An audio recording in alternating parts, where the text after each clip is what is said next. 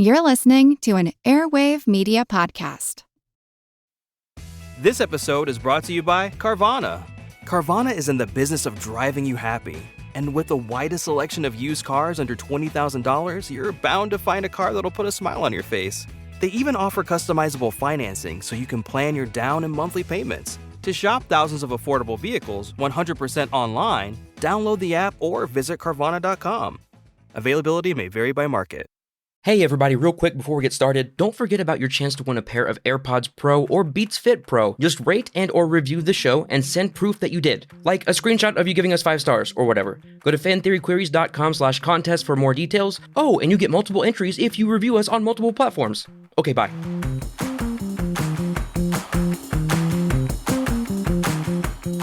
Hey, and welcome to Fan Theory Queries, where we analyze fan theories from all over the internet, but mostly Reddit. I'm Laura. I'm Michael. And I'm Spencer. And I am bringing you a theory that I found on Reddit from Little Essay. And this is about the Plants vs. Zombies game. And this is, plants have their own agenda and are using the zombies as fertilizer. We love Plants vs. Zombies, don't we, Laura? We do. I first found it as a desktop game on my laptop after college and just loved it. I mean, I played that for so long, and then I was able to download it onto my phone because then they made a mobile version, so I got to play through it again. And then they came out with things like Plants vs. Zombies Garden Warfare and Plants vs. Zombies Battle for Neighborville. Oh, such good times. I never thought that they would take it, convert it into a third-person shooter. But they do it so well. It's so fun. You get to play as the different plants with different weapons and stuff. But there's and the different kinds of zombies, too. Yeah, yes, because you can play on both sides. But there's still, like, nothing, but I mean, there's still great satisfaction found in playing the original game. Like, just the basic tower defense style game that is. It's a blast. Do you know this game, Michael? I've never played it. I mean, I've seen it, but I've never played it. However, I don't think it's going to take a genius to figure out the basics behind what this game's about. Which version have you seen? That tower defense kind or the third-person shooter? I haven't even seen the actual gameplay of any of them. I've just seen, like, advertisements for the game. Like those annoying ads that pop up say, play this game. I think it's free on the iPhone. Yeah. The mobile app is free, and there's even lore being created around it. There are now graphic novels for kiddos about it, and yep, it's growing. Like plants. Growing. I would go over a quick how to play, but I won't do that here. Well, just like, what's the base? I mean, obviously it's Plants vs. Zombies, but what's the at its most basic objective of the game? So in the original desktop version, which is also translated into that mobile version that we've talked about, like Spencer said, it's a tower defense system. So you are playing as the plants who are the last line of defense. You're trying to defend your humans because the humans are really stupid. And the zombies are mostly slowly. Some of them end up getting faster and faster as you progress into harder levels.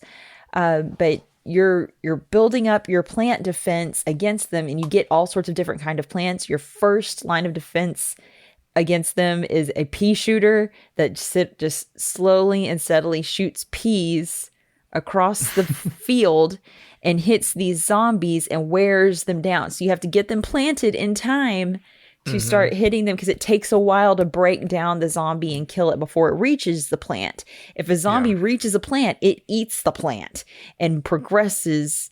And then the very last fail safe is a lawnmower that will deploy and mow down everything in that row. But then once the lawnmower's gone, that's it. You've got to plant new plants or you're done. They'll get in that way. It's a fun little game.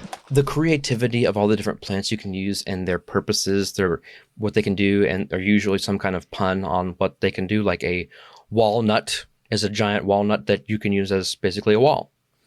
Or I like the squash. It jumps and splats on top of a zombie. Yeah, there's snow peas, which are pea shooters, but they shoot frozen peas, which then slow down the zombie as well as continue to hit them. It's a fun game. It is fun. So that's just a basic overview of that basic game. And let's dive into the theory. Why do plants defend the players from the zombies, risking their own lives when they could easily just leave you to your fate? Most plants attack by shooting their seeds or spores at the zombies. Or in other words, they're throwing their own offspring at them. Never thought of it that way. Nope. Me neither. They kill the zombies because they know that they're nutritious and a plentiful source of fertilizer for their seeds to germinate in. Even defensive plants like walnuts, which don't directly attack the zombies, benefit as they're going to come in close contact with zombies, and thus they'll probably get large piles of fresh corpses right next to them, or in other words, food for the seed that managed to survive thanks to its hard shell. As for sunflowers, which will likely get very few carcasses as they're planted as far as possible from the zombies, still benefit by teaming up with other plants, as they lack any defensive or offensive abilities, so being protected from threats is still beneficial to them as a species. Also, there is a plant in the second game called the spore shroom. When it kills a zombie, another spore shroom spawns at the square the zombie was on.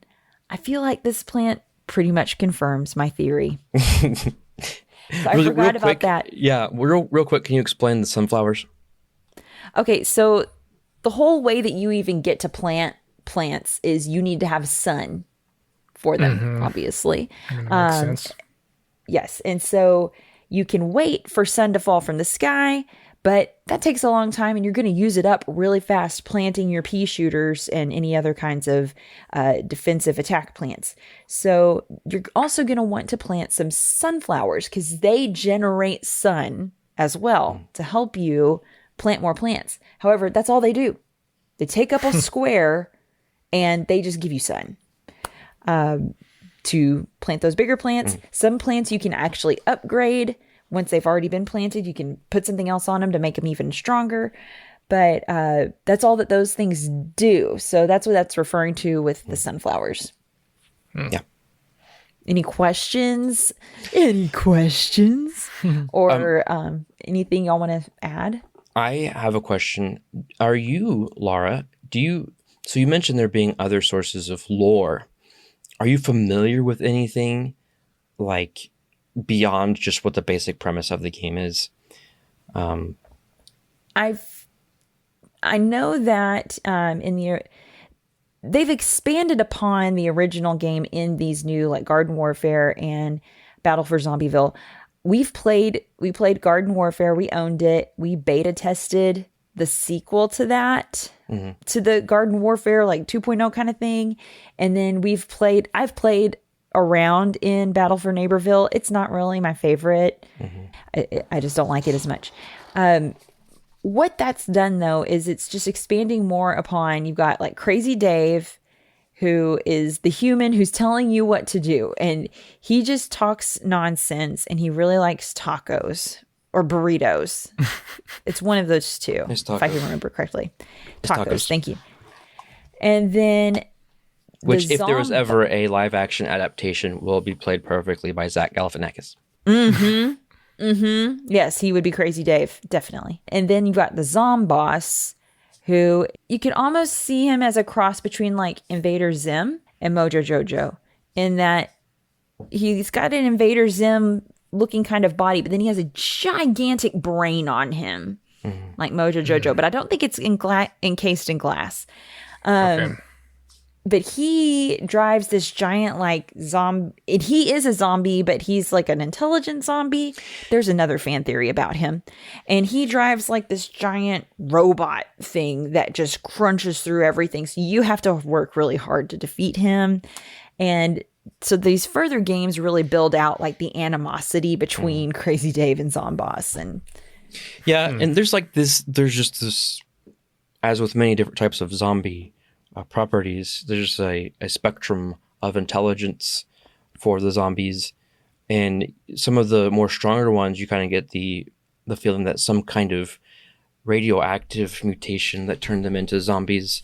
So there's even like a superhero zombie. Yeah. There's a dancing zombie. There's like an everything zombie these days. And it's a breakdancing zombie. Not a breakdancing, disco zombie. It's a disco, like roller skating zombie. Anyway. It's a lot of fun.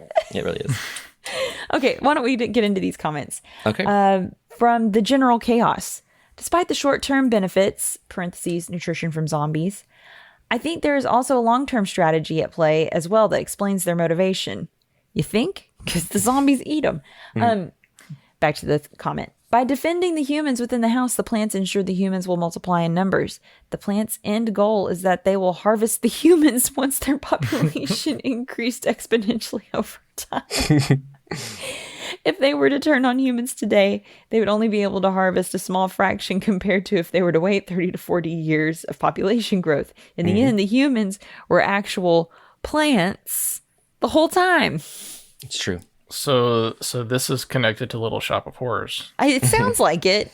Definitely sounds like it. Umber0010 says, interesting theory, but I think the answer is a lot simpler and less gruesome. Humans surviving is just beneficial for the plants. Think about it. What is a plant trying to accomplish in life? For most, it's get big, make seeds, and spread said seeds. And what do people do on a farm? They spread the plant's seeds over as wide of an area as possible and then try to keep those plants alive. They feed them, protect them from harsh weather, kill any parasites or predators that threaten them. Even after they're harvested, the humans are just going to plant their seeds again, and that's not even counting things like gardens, flower gardens, or plants that physically can't survive without human help. Other media 4697 responded to that comment with, yes, but these plants have a more sentient side about them. What if they don't want to go back to how things were? What if now, since the chance has arisen, they want to take the place at the top of the food chain? Boo to being harvested and planted and cared for by humans. We can just cultivate and farm the humans like they did to us. None of them can be opposed. They can get to the apex of Earth, and they get infinitely sustained food. Parentheses, except for the part where they kind of have to feed the humans with said plants if they want to keep the source alive, but I almost had it there. Come on. What? Oh, gosh. Confused yet? Yeah, I don't think any of those comments were helpful, but they were enjoyable to listen to. They were. I mean, I think that's part of what's so fun about the fandom of Plants vs. Zombies is we all know how ridiculous it is, so we can do our serious, ridiculous thing about it. It's fun. Another great example of enjoying a game without, or a property without thinking about anything like this. I never thought of why the plants were doing what they were doing. Just thought that, the plants are on the human side, and so they're just going to help out the humans, and the zombies are clearly the bad guys. But then things kind of get more complicated whenever you start to be able to play as the zombies. Yes. And so it's not just quite as black and white as it once was. Right. Mm-hmm. Well, the doorbell just rang, and it's Crazy Dave asking for a taco. So let's take a break. Spencer, grab the pepper spray, and when we come back, we'll rate this theory.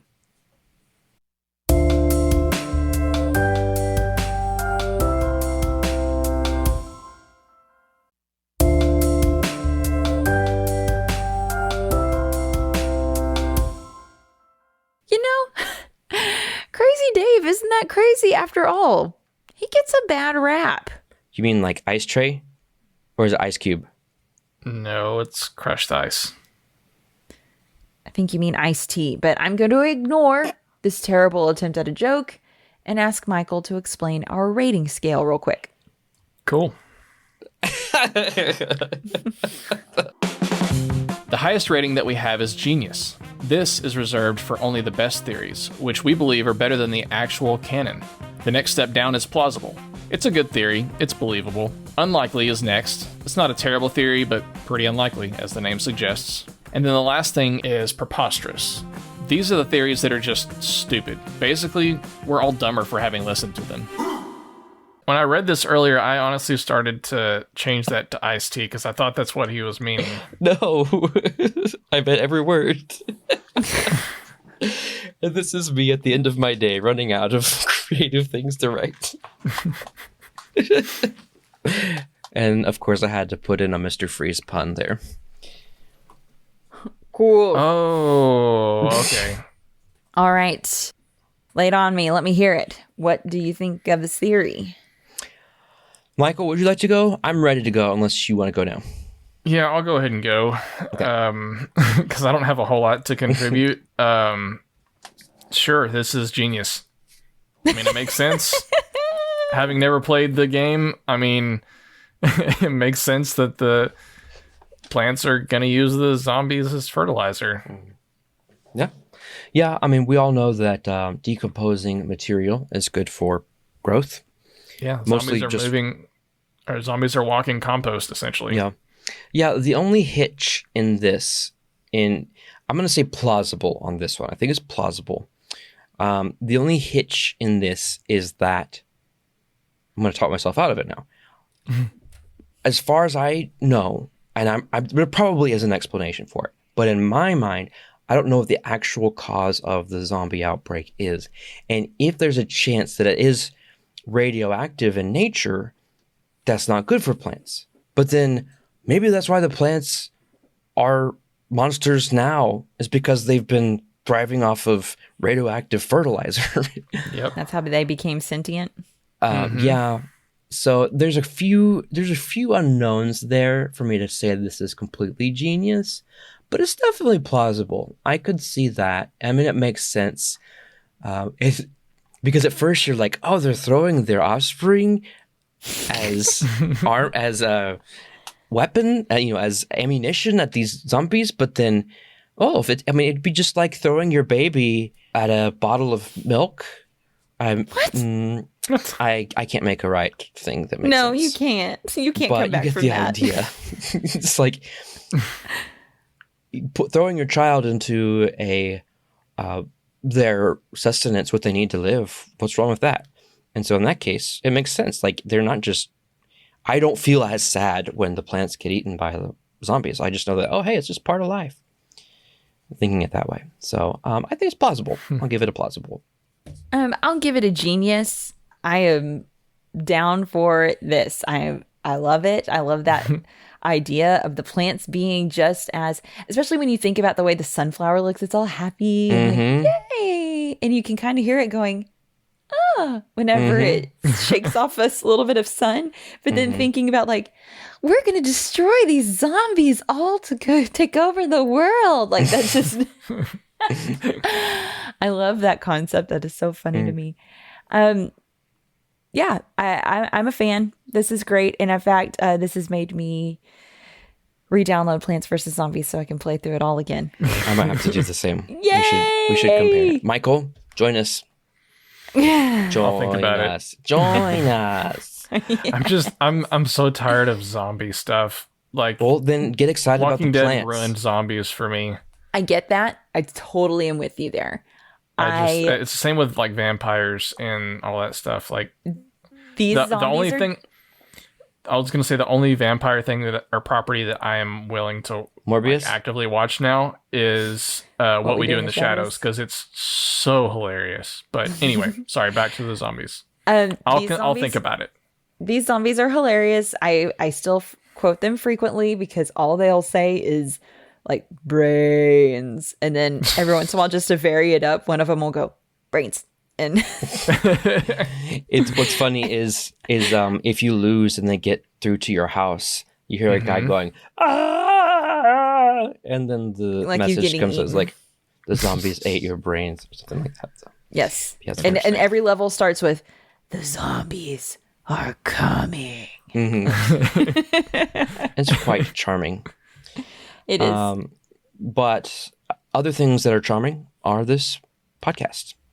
And because this podcast is charming and our level of charm has been reached to its full potential, it's time to bring this episode to a close. But before we do, I know we've been recording for a while now, but I just want to take a little bit more of your time to share this really fascinating detail I found on Reddit the other day.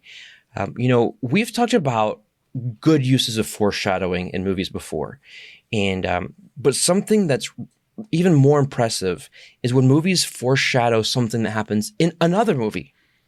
Like this instance that I'm an Avelistan brought up.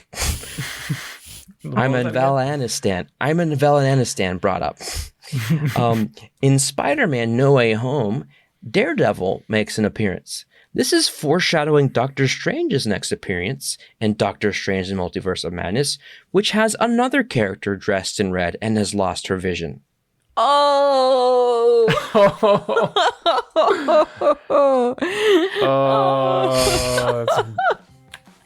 What a burn. That's cold. That's cold, Yeah. man. Oh my gosh. Isn't that like genius? That's It's nuts. brilliant though to have that foreshadowing right there. It's these things that are right there in front of you. All You don't even think there. about.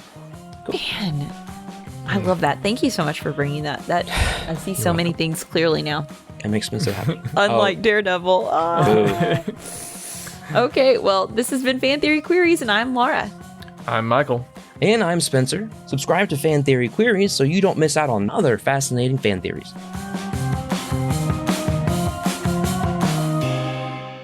Fan Theory Queries is part of the Airwave Media Podcast Network. Visit airwavemedia.com to listen and subscribe to their other fine shows like The Projection Booth, Movie Therapy, and My History Can Beat Up Your Politics.